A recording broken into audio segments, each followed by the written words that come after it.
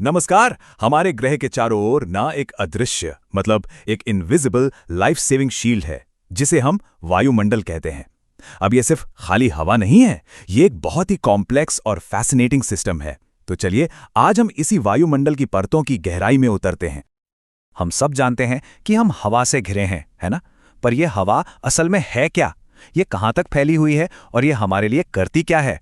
आइए आज इन्हीं सवालों के जवाब ढूंढते हैं। देखिए, आज की हमारी सारी जानकारी इस सोर्स से ली गई है। तो चलिए इसके जो मेन पॉइंट्स हैं उन्हें एक एक करके समझते हैं। तो सबसे पहली और सबसे जरूरी बात, हमारा वायुमंडल कोई एक चीज नहीं है। इसे आप एक प्यास की तरह समझिए जिसमें कई अलग अलग परतें हैं और हर परत की अपनी एक अलग खासियत है। तो चलिए पृथ्वी की सतह से ऊपर की ओर एक सफर पर निकलते हैं। हम इन 4 मेन लेयर से होकर गुजरेंगे। सबसे पहले क्षोभ मंडल, फिर समताप मंडल, उसके बाद मध्य मंडल और आखिर में ताप मंडल। तो हमारी यात्रा की शुरुआत होती है उस परत से जिसमें हम रहते हैं, हम सांस लेते हैं और जहां सारा का सारा मौसम बनता है, यानी कि क्षोभ मंडल। ये वायुमंडल की सबसे निचली और सबसे घनी परत है, जमीन से करीब 8 से 15 किलोमीटर ऊपर तक फैली हुई। मतलब हमारा सारा जीवन इसी परत में मौजूद है। और एक दिलचस्प बात बताऊं, पूरे वायुमंडल का करीब 75% वजन सिर्फ इसी एक परत में है। यहीं पर सारे बादल बनते हैं, बारिश होती है और जैसे जैसे हम ऊपर जाते हैं तापमान गिरता जाता है, बिल्कुल वैसे ही जैसे पहाड़ों पर महसूस होता है। अच्छा, क्षोभ मंडल से और ऊपर चलते हैं। आज हम पहुंचते हैं समताप मंडल में। ये परत हमारे ग्रह के लिए एक रक्षक, एक गार्ड की तरह काम करती है। क्यों? क्योंकि यहीं पर ओजोन परत मौजूद है। ये परत करीब करीब 50 किलोमीटर की ऊंचाई तक फैली हुई है।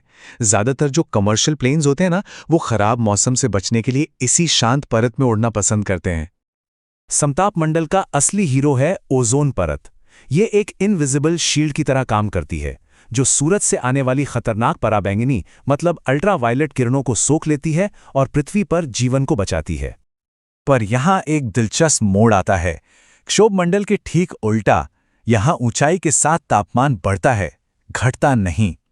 और ऐसा इसलिए होता है क्योंकि ओजोन परत सूरज की एनर्जी को सोखती है, जिससे ये पूरी परत गर्म हो जाती है। हमारी यात्रा का अगला पड़ाव है मध्यमंडल। ये वो जगह है जहां अंतरिक्ष से आने वाले ज्यादातर मेहमानों का एक बहुत ही ड्रामेटिक अंत होता है। समताप मंडल के ठीक ऊपर ये परत 50 से 85 किलोमीटर की ऊंचाई तक फैली हुई है।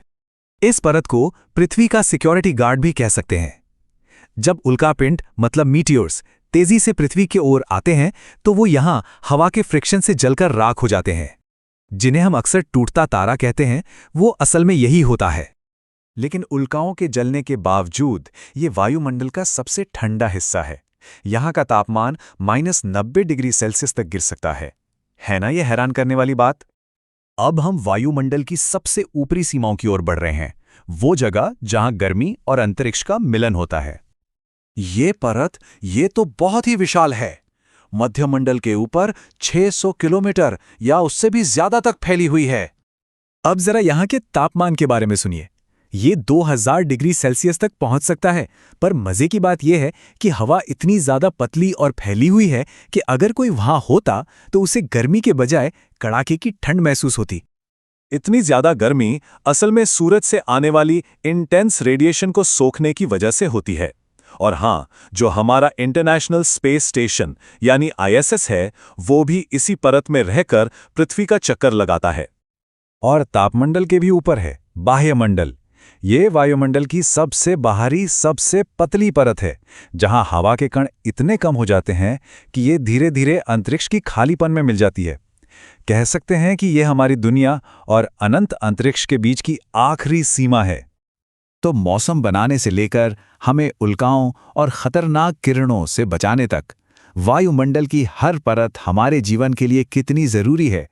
अब जरा एक पल के लिए सोचिए, अगर ये कॉम्प्लेक्स और सुंदर ढाल, ये शील्ड न होती तो हमारी पृथ्वी का क्या होता?